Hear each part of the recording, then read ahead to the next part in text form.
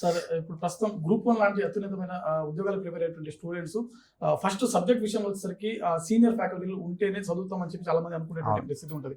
వారి నుంచే వారి యొక్క గైడెన్స్ కావాలని చెప్పి కోరుకుంటా ఉంటారు చాలా మంది. సో అలాంటి స్టూడెంట్స్ కి మీ దగ్గర ఉన్నటువంటి ప్రజెంట్ మెరిట్మెంట్ స్టడీ సర్కిల్ లో ఉన్నటువంటి ఫ్యాకల్టీస్ గురించి ఒక్కసారి చెప్పినటువంటి ప్రయత్నం.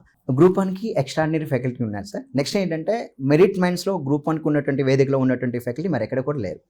అందరూ కూడా సివిల్ సర్వీసెస్ ఫ్యాకల్టీ ఇక్కడ టీచ్ చేస్తూ ఉంటారు. మనకి ఇండియన్ పాలిటీ తీసుకున్నాం అనుకోండి, సో సంతోష్ రావు సార్ సివిల్స్ హ్యాండిల్ చేస్తారు. అదేవిధంగా చైతన్య దేవ్ గారు ఉన్నారు. సో నువ్వు ఎకనమీకి చూసాం అనుకోండి, మన దగ్గర ఫజల్ సార్ ఉన్నారు, రమేష్ సార్ ఉన్నారు. So most of the part మా దగ్గర గ్రూప్ 1కి వచ్చేసరికి ఎకనమీ పార్ట్ వచ్చేసరికి ఫజల్ సార్ హ్యాండిల్ చేస్తూ ఉంటారు. నెక్స్ట్ అదేవిధంగా సైన్స్ అండ్ టెక్నాలజీ ఉన్నారనుకోండి, సైన్స్ అండ్ టెక్నాలజీ నుంచి హిదయతుల్లా సార్ హ్యాండిల్ చేస్తారు.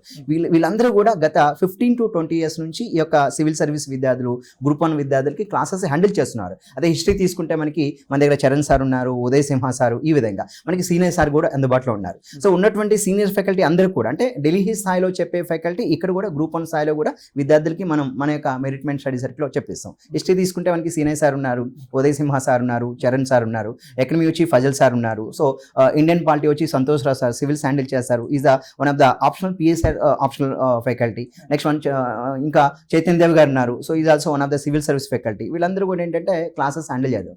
సో క్లాసెస్కి నెంబర్ 1 ఫ్యాకల్టీయే కాకుండా సార్ ఇంకా వీళ్ళకి ఏంటంటే టెస్ట్ సిరీస్ రూపంలో ఎవ్రీ సండే ఎగ్జామ్ జరిగింది కదా, దానికి కూడా వీళ్ళు ఫ్యాకల్టీ మీకు క్వశ్చన్స్ ఇస్తూ ఉంటారు.